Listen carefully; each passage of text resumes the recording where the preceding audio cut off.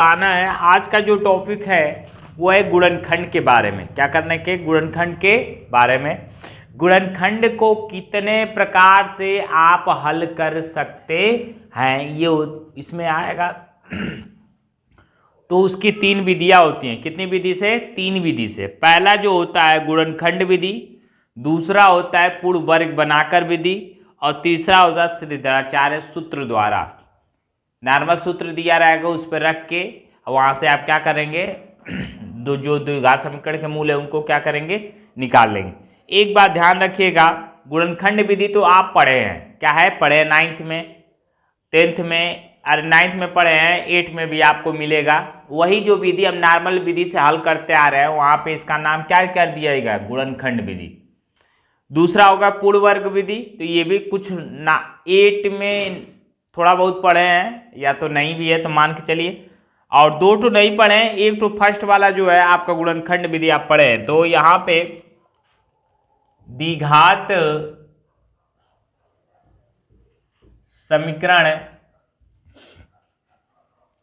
को हल करने की विधि, हल करने की विधि, पहला जो हो गया वो हमारा है गुणनखंड विधि।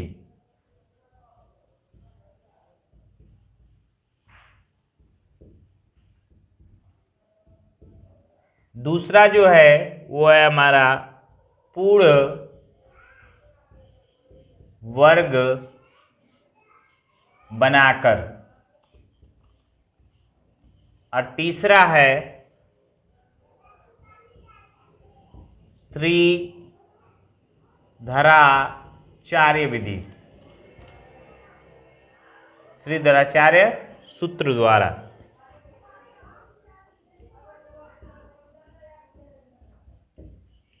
तीन प्रकार से आपको क्या करेंगे, हल करेंगे। द्विघात समीकरण को 3 प्रकार से हल करेंगे। पहला जो होगा वो हमारा कौन सा है? गुणनखंड विधि। दूसरा है पूर्ण वर्ग, जो पूर्ण वर्ग बनाकर बोलेगा, क्वेश्चन में आपको मिलेगा जिस तरह से आप समझाएंगे हम। तीसरा है श्रीधराचार्य विधि। कौन सा है? श्रीधराचार्य विधि। तो नोट कर लीजिए, पहले वाले से हम लोग शुरू करके चलेंगे। पहला जो होगा गुणनखंड विधि से। फर्स्ट में पहला पढ़ेंगे हम लोग कौन सा? गुणनखंड विधि। चलो देखो, पहला रहेगा गुणनखंड विधि में। आपको इसमें आप करते हुए आ रहे हैं शुरू से ही। देखिए कौन कौन सा हुआ। पहले एक क्वेश्चन लेते हैं, जैसे x² + 5x + 6 = 0 आपको हल करना है। क्या करना है? हल करना है। तो गुणनखंड विधि से हल करना है। तो सबसे पहले नंबर आप यही देखेंगे इसमें कि यदि x², सबसे पहला फर्स्ट रूप में यही देखना है कि ये मानक रूप में है कि नहीं। मानक रूप में आपको समझाया था ना कि क्या होता है, घात के घटते क्रम में होगा। क्या होगा? घटते क्रम में। तो अधिकतम घात द्विघात समीकरण में कितना होता है? 2 होता है। क्या होता है? 2। तो 2 को 2 होगा, फिर एक घात होगा। यहाँ पे कितना हो गया? 0 घात। यहाँ पे अचर संख्या क्या है, कितना मानते हैं? 0 घात। देखो कैसे, क्योंकि यहाँ पे 6x 0 होता है। x के पावर 0 की वैल्यू कितनी होती है? 1 होती है। 6 × 1 करोगे कितना आएगा? 6 आएगा। क्या आएगा? 6। तो यहाँ पे हमेशा क्या मानते हैं? 0 घात मानते हैं। समझ में आया? अब बात रही इसको हल करने की। क्या करने की? हल करने। इसमें भी 2 टाइप का होगा। धीरे धीरे आपको हम बताएंगे कि कैसे इसको क्या करना है, सॉल्व करना है। फर्स्ट वाला जो होगा आपका सबसे पहले नंबर, इसको देख लेते हैं। इसके बाद धीरे धीरे टाइप को हम लोग क्या करेंगे, बढ़ा लेंगे। तो सबसे पहले नंबर इसमें यही करेंगे कि यहाँ पे देखेंगे कोई गुणांक, x² का गुणांक नहीं रहेगा, तब कोई कुछ भी नहीं है, यहाँ पे नहीं है ना। तो ये फर्स्ट टाइप है इसमें। कौन सा है? फर्स्ट टाइप है इसमें कि x² का कोई गुणांक नहीं है। तो आपको क्या करना है? अचर पद को लेना है। अचर पद का तुरंत क्या करिए? गुणनखंड करिए। क्या करिए? गुणनखंड करिए। गुणनखंड को आप 6 का गुणनखंड 2 × 3 आ गया। इसको इस प्रकार से सेट करिए कि जो bx है, क्या है? bx है। ये किसका रूप है? ax² bx + c = 0। तो जो bx है वो bx का मान के क्या हो, जोड़ने घटाने के मान के क्या आना चाहिए? बराबर आना चाहिए। ठीक है ना। चलिए अब हम सेट करते हैं। यहाँ पे कितना है? 5x है। क्या है? 5x। यदि हम 2x 3x में से 2x घटा रहे हैं तो कितना हो रहा है, x हो रहा है, कितना हो रहा है, x। साथ साथ 3 दूना के कितना हो गया, 6 तो हो गया। गुणा करने पर हमारा इतना आना चाहिए, गुणा करने पर अचर पद के बराबर आना चाहिए, और जोड़ने या घटाने पर इस bx के क्या आना चाहिए, बराबर। मतलब इसमें इस संख्या में इस वाले समीकरण में कौन सा हमारा 5x है, क्या है, 5x है। समझ में आया ना। तो सबसे पहले आप यही करेंगे कि इसको हमको करना है, तो ये तो नहीं है, इसको मिटा देते हैं। इसके बाद दूसरा हम लोग क्या करेंगे, सबसे पहला नंबर इसको अब सेट करो, 2x प्लस 3x बराबर कितना हो गया, 5x। कितना हो गया, 5x। देखिए 5x हो गया आपका, तो आपका इस 5x के जगह पे आप क्या रखेंगे, 2x plus 3x, 2x plus 3x। 5 step इसके बनाने हैं। अरे वो कर रहे हैं 5 स्टेप कर रहे हैं कि मतलब इसके पहला स्टेप में आप क्या करेंगे, इसको मानक रूप में लिखेंगे। दूसरा स्टेप में चेक करेंगे ये ax square bx plus c के बराबर है कि नहीं। जब रहेगा तभी हल होगा, नहीं तो नहीं रहेगा तो नहीं रहेगा हल होगा। क्योंकि द्विघात समीकरण का मान वो होता है क्या है कि द्विघात समीकरण में ax square bx plus c equal to 0 के बराबर होना चाहिए। जब द्विघात समीकरण हल होगा ही नहीं तो क्या होगा, वो हल होगा नहीं होगा। तो फर्स्ट रूल आपका यही काम करता है कि सबसे पहले आप यदि एक्स स्क्वायर का कोई गुणांक नहीं दिया है तो आप क्या करेंगे, अचर पद का क्या करेंगे, फैक्टर करेंगे मेरे तरह, और इसको फैक्टर करने के बाद जोड़ने या घटाने पर सेट कर लेंगे। यहीं सेट हो गया ना। अब तीसरा स्टेप में हमको क्या करना है कि x square plus 5x plus 5x के जगह पे क्या रखना है, 2x plus 3x plus 6 equal to 0 हो गया। इसके बाद अगले स्टेप में आपको क्या करने हैं, अब देखिए ये इधर से 2 ले लीजिए और इधर से 2 ले लीजिए, ठीक है, कॉमन लीजिए। इसमें से आपका 2 ठो कॉमन होगा तो देखो क्या चीज है, इसमें x है, इसमें क्या है, x है। x को कॉमन लिए, जो चीज बची उसको एक ब्रैकेट में लिखेंगे, तो x इसमें बच गया, इसमें क्या बच गया, 2 बच गया। यहां से देखो ये इन दोनों में लेने लायक है, तो देखो यहाँ से इसको हम करके दे रहे हैं आपको, 3 इंटू 2 है, 3 इंटू 2 है। ध्यान दीजिएगा, आपको हर बार लिखना नहीं है क्वेश्चन में, लेकिन अपने दिमाग में बैठा लेना कि इसका फैक्टर हमने कितना किया था, 2 गुणे 3 करा था। इसका मतलब 3 दोनों में है, इसमें भी है और इसमें भी है। कॉमन वही होता है, कॉमन का मतलब होता है दोनों में जो हो, दोनों में जो हो वो संख्या क्या कहलाती है, कॉमन कहलाती है। मतलब उभयनिष्ठ होती है, क्या होती है, उभयनिष्ठ। ऐसे कहने का मतलब आप यही समझिए कि एक लड़का है जो 2 में भी पढ़ता है और 3 में भी पढ़ता है, तो वहां से वो क्या हो गया, वो लड़का क्या हो गया, कॉमन हो गया। क्या हो गया, कॉमन हो गया। इसी तरह से आप इसको कर सकते हैं। तो यहाँ पे इसमें भी 3 है और इसमें भी 3 है, तो यहाँ पे क्या लिखेंगे, +3 लिखेंगे, और x प्लस यहाँ पे क्या बच गया, 2 बच गया, ये 0 हो गया। आपका जब क्वेश्चन सही से जा रहा होगा तो यहाँ पे ध्यान रखना होगा कि ब्रैकेट में जो संख्याएं आएंगी वो क्या आएंगी, सेम आएंगी। क्या आएंगी, सेम आएंगी। यदि सेम नहीं आ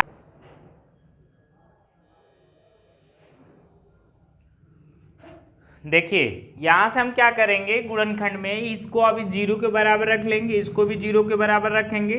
x प्लस 3 बराबर क्या हो गया, 0। कैसे निकालेंगे, तो देखिए पक्षांतर करिए, x ये प्लस है तो इधर जाएगा तो क्या हो जाएगा, -3। क्या हो गया, -3। यहां से करेंगे x प्लस 2 इक्वल टू 0, तो x बराबर क्या आ गया, -2। क्या आ गया, -2। अब जो होगा ये गुणनखंड के हल हो गया। गुणनखंड के कितने मूल आ गए, 2। देखो x का मान जो है कितना आ रहा है, 2 आ रहा है, इसीलिए गुणनखंड का मूल कितना होता है, 2 होता है। क्या होता है, 2। कोई न कोई इसका क्या हो रहा है, जो अचर राशि रहते हैं, उस चर राशि रहती है, उसका मान कितना आता है, 2 आता है। क्या आता है, 2। तो ये देखिए x बराबर -3 आ गया, x बराबर 2 आ गया, आया। इस प्रकार का एक क्वेश्चन तो ये हल हो गया आपका। लेकिन अब दूसरा, जैसे आपको कोई दिया रहे, दिखाते हैं आपको एक question.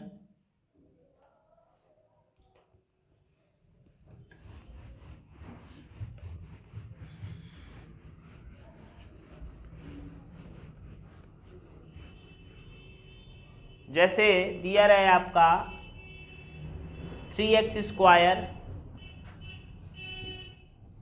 -8x plus 4 equal to 0, 4 equal to 0। ध्यान से देखिएगा, कई टाइप होंगे इसमें, 3-4 टाइप का हम बताएंगे, 3 4 टाइप कर लेंगे तो आपको हो गया। फर्स्ट वाला में था कि क्या था, उसमें यहाँ पे x का गुणांक नहीं था, इसमें x का गुणांक है, तो इसको दूसरा टाइप करिए। कौन सा टाइप, कौन सा दूसरा, ठीक है ना। दूसरे टाइप में क्या होगा, यहाँ पे आपका दिया रहेगा। अब क्या करना है कि इसको हल करना है, तो सबसे पहले नंबर आप तो मानक रूप में लिखिए लिए, मानक रूप में लिख लिए ना। मानक रूप में लिखने के बाद आपको क्या करना है, यहाँ पे एक्स स्क्वायर के गुणांक को अब इस अचर पद में गुणा करने के बाद आप फैक्टर करेंगे। मतलब यहाँ पे क्या करेंगे, 3 इंटू 4 इक्वल टू कितना होगा 12। अब 12 का गुणनखंड होगा, समझ में आया ना। तो 12 का गुणनखंड करिए, कितना हो जाएगा, 2 छक्का 12 और 2 3 6, 3 एकम 3, मतलब 2 गुणे 2 गुणे 3 आ रहा है, 2 गुणे 2 गुणे 3।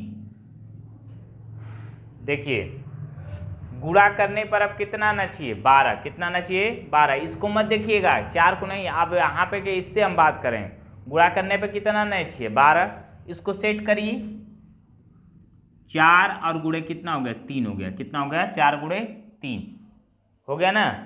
गुणा करने पर 12 आना चाहिए और जोड़ने पर आपका कितना आना चाहिए, 8x आना चाहिए। कितना आना चाहिए, 8x आना चाहिए। तो कैसे संभव हो सकता है, आप देखिए,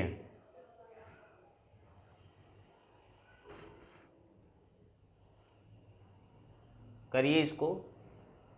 3x square minus 8x plus 4 equal to 0। गुणा करने पर कितना आना चाहिए, 13।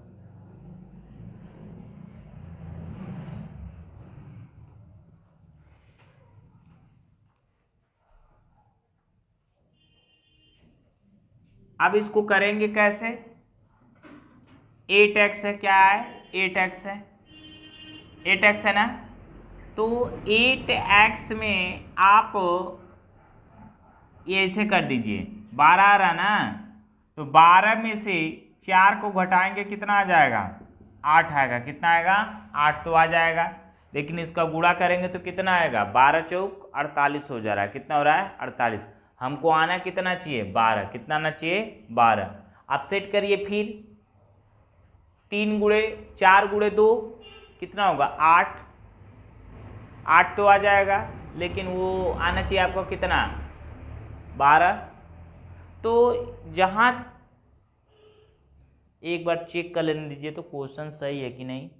2 है ना आंसर, इस पे 2, 3 गुणे 4 और माइनस 8 गुणे 2 प्लस माइनस प्लस 4 बराबर 0।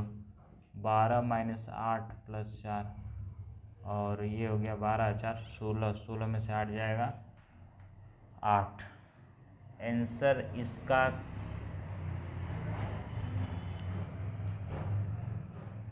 4 और 3 7, 8 गुना के 16, तो 4 3 12 माइनस 8 गुना के 16, 4 और 4 16 माइनस 16 बराबर कितना आ गया, 0 आ गया।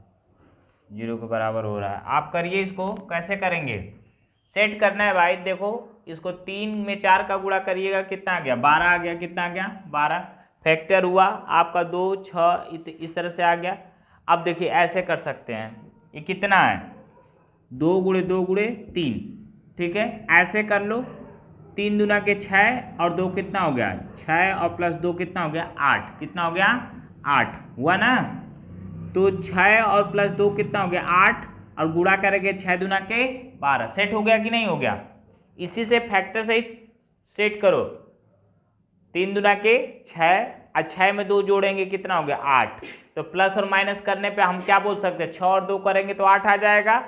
और यहाँ पे गुणा करने पे कितना आना चाहिए, 12। तो 6 दूना के कितना हो गया, 12। अब एक बात ध्यान रखिए कि आपको करना है क्या है कि इस चिन्ह का भी ध्यान रखना है, चिन्ह का ध्यान रखना है। चिन्ह में फिर इधर उधर नहीं होना चाहिए। 3x स्क्वायर हो गया, इसके जगह पे हमको 6x और माइनस 2x प्लस 2x रखना है। तो देखो माइनस, यदि माइनस 6 कर देंगे माइनस 2 कर देंगे तो दोनों जुटेगा तो माइनस 8x हो जाएगा, चिन्ह भी बरकरार रहेगा। अब गुणा होगा तो माइनस माइनस गुणा होता है तो क्या होता है, प्लस 12 हो जाएगा। कितना होगा, प्लस 12। तो यहाँ पे 12 हो गया। तो दोनों चिन्ह का भी बहुत इसमें महत्व है, उसको ध्यान रखना है आपको। तो यहाँ पे कितना हो जाएगा, -6x - 2x + 4 = 0 हो गया। अब देखिए इन दोनों में से कॉमन लेंगे तो देखो इसमें से कॉमन क्या हो जाएगा, 3 × 2 हो जाएगा। x तो है ही है दोनों में, तो क्या कॉमन ले लेंगे, 3x कॉमन ले लेंगे। इसमें क्या बचा आपका, 3x ले लिए तो एक तो x बचा, और यहाँ से 3x को निकाल लिए तो यहाँ पे कितना बचा, 2 बचा। कितना बचा, 2। यहाँ पे अब ध्यान रखना है 2x है, यहाँ पे भी 2 × 2 हो जाएगा। 2 को कॉमन लेंगे तो माइनस है तो -2 बाहर लेंगे, तभी अंदर क्या हो जाएगा, x - 2 = 0। चिन्ह को देखो, फिर इस चिन्ह का भी अपने हिसाब से लेना। ब्रैकेट के अंदर रख रहे हो तो अपोजिट चिन्ह रखना होगा इसका। तो माइनस से बाहर ले रहे हो तो अंदर में क्या हो जाए, प्लस, तो ये सेट हो गया हमारा। तो यहाँ पे क्या रखेंगे, माइनस रखेंगे। क्या रखेंगे, माइनस। अब देखो यहाँ पे ये दोनों ब्रैकेट में क्या आ रहा है, सेम आ रहा है, तो इस सेम वाले को पहले लिख लो, x - 2। दूसरा वाला ब्रैकेट में क्या हो जाएगा, 3x और -2 = 0। तो अब क्या, एक बार इसको तुलना करो, x - 2 = 0 और x बराबर क्या हो जाएगा, ये इधर चला जाएगा 2। दूसरा 3x बराबर -2 = 0। x बराबर हम लोग करेंगे तो कितना हो जाएगा, 3x बराबर ये इधर जाएगा 2 और x बराबर करेंगे तो 2/3। तो यहाँ पे हमारा क्या होगा, x बराबर 2 आ गया और x बराबर -2/3 आ गया। तो लिखेंगे क्या, आंसर हमारा कितना आ गया, x, 2/3। समझ रहे हैं। इस तरह से आप लोग क्या करेंगे, सॉल्व करेंगे। देखिए ये है हमारा कौन सा, 2 टाइप हो गया। ये तीसरा वाला, इसमें गुणनखंड विधि वाले में, तीसरा टाइप वाले में देखिए इसमें क्या आ गया, भिन्न आ गया ना, क्या आ गया, भिन्न आ गया। तो या तो ये कहीं भी रह सकता है, इस यहाँ भी रह सकता है, यहाँ भी रह सकता है, कहीं भी भिन्न वाला ऐसा इस टाइप का मिले।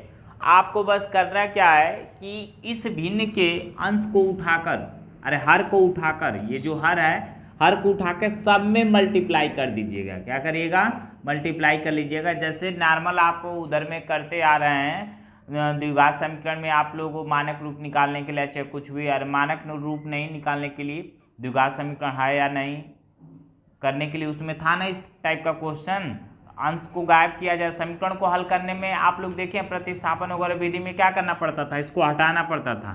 तो सेम काम वही है, यदि 2 जगह मिल जाएगा तो एलसीएम लेके सब में क्या करना पड़ेगा, निकालना पड़ेगा।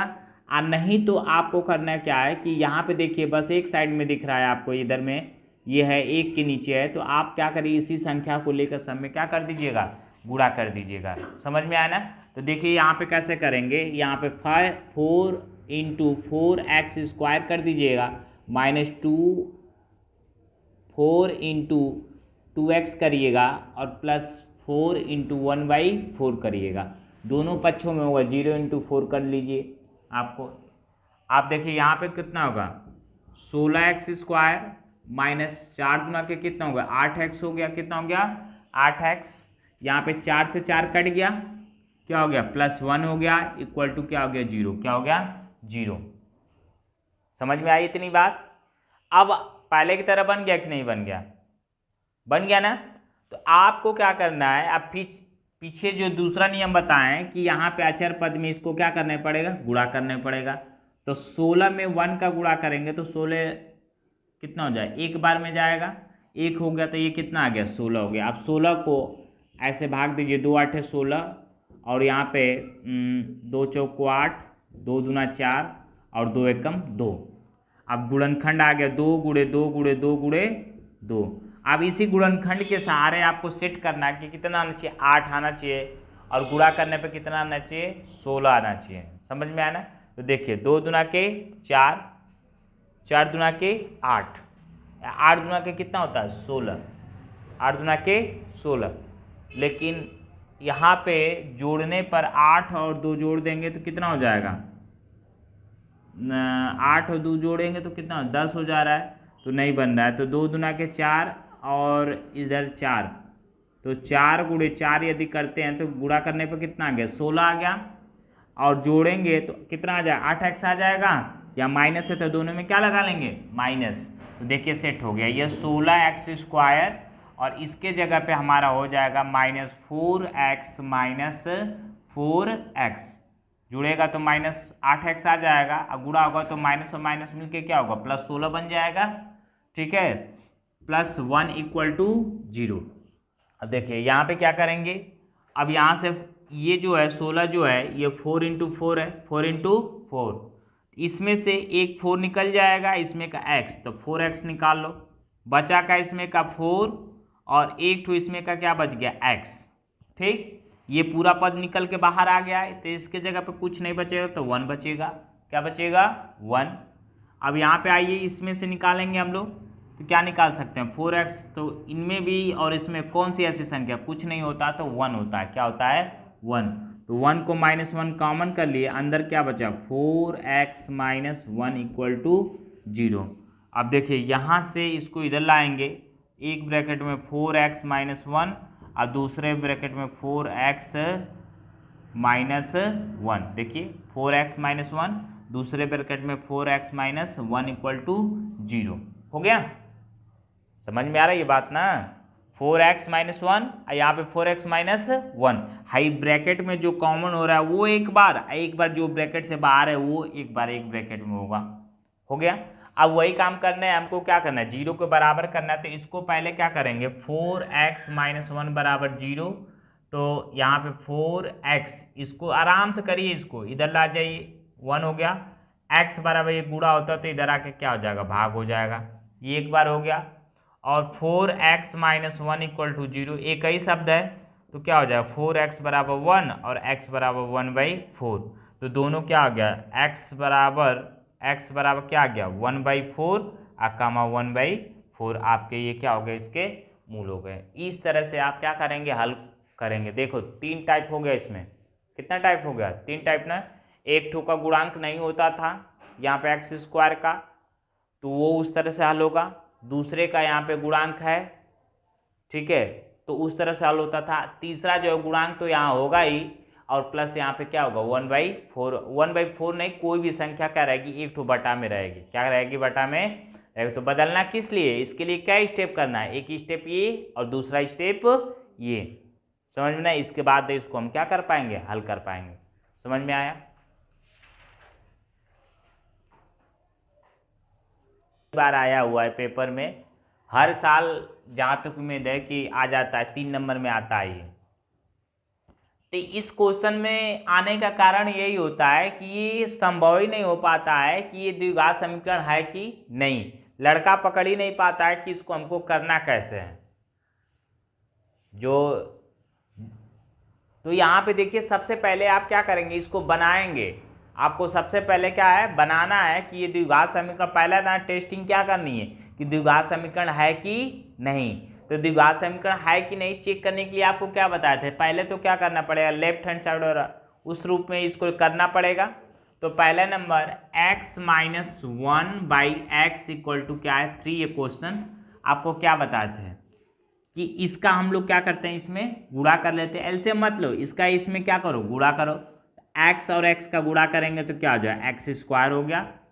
फिर इसके बाद यहाँ पे माइनस है तो माइनस लगाओ, इसके ऊपर क्या 1 है तो 1, अब पूरे का ये x हो जाएगा, जो भी रहता है यहाँ पे बटा में वो क्या हो जाता है पूरे को हो जाता है, ठीक, = 3।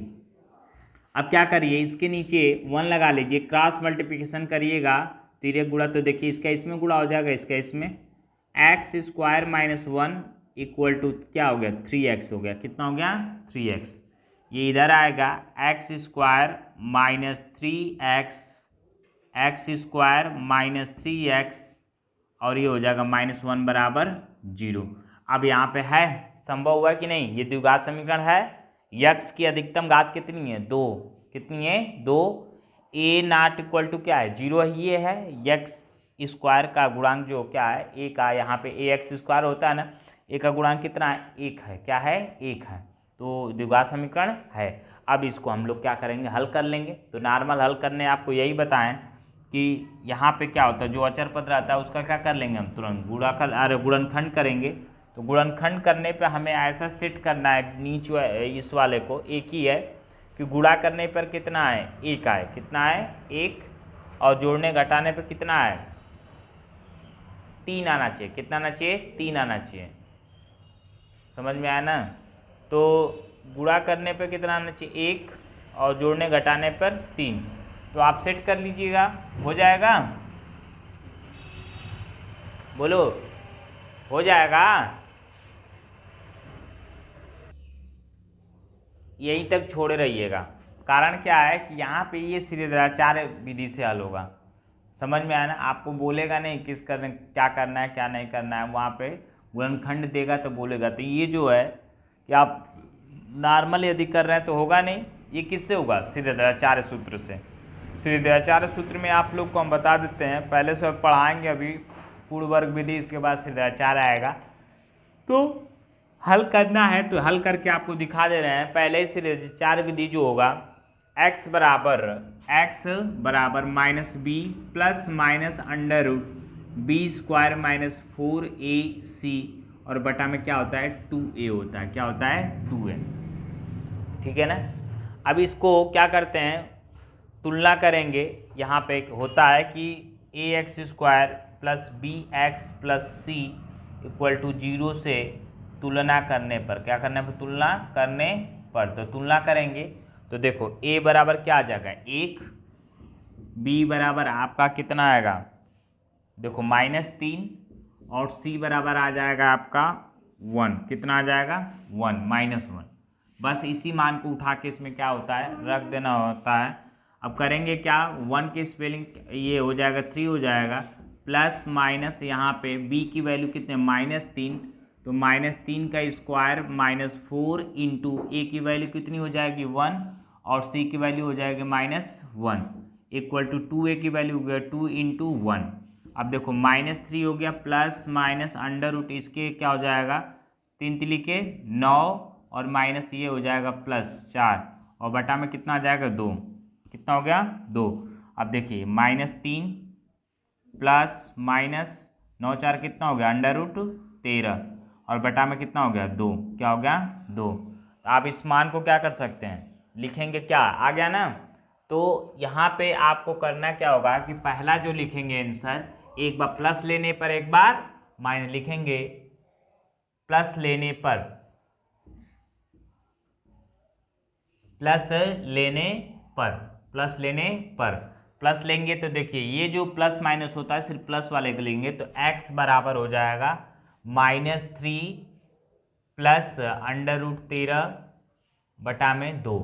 ठीक है, इसके बाद लेंगे दूसरा माइनस लेने पर, माइनस लेने पर तो माइनस लेंगे तो देखिए ये माइनस चिन्ह रखेंगे, x बराबर -3 माइनस अंडर रूट 13 बटा में 2। ये आपका आंसर हो जाएगा दोनों। तो ये जो क्वेश्चन होता है होगा आपको गुणनखंड विधि से भी होगा, लेकिन आपको करने की क्या जरूरत है? आपसे ज़्यादा चार सूत्र जानते हैं, सब कुछ जानते हैं तो वहाँ पे है, लेकिन यहाँ पे प्रोसीजर आपका करनी में जाएगा, करनी लेके हमको हल करना होगा। देख रहे हैं आंसर किस में आ रहा है? करनी में आ रहा है ना, तो आप लोग को प्रोसीजर थोड़ा लंबा जाएगा। तो इससे बढ़िया आप क्या करें, याद रखे रहिए कौन सा श्रीधराचार्य सूत्र से हो जाएगा आपका। समझ में आना, तो इस बात का ध्यान रखिए। ये क्वेश्चन फेमस है, हर साल आता है, किसी साल इसका गैपिंग नहीं है। अब तक तो हमारे दिमाग में यही हुआ कि जब एनसीईआरटी था तब, एनसीईआरटी बाद है तब से किसी साल ना किसी साल आया हुआ है, किसी साल इसका गैपिंग नहीं है। इस साल जो आया हुआ है ये 7 नंबर में आया हुआ है, 6 नंबर के लगभग में आया हुआ है। तो देख लीजिए किस तरह से करना है इसको।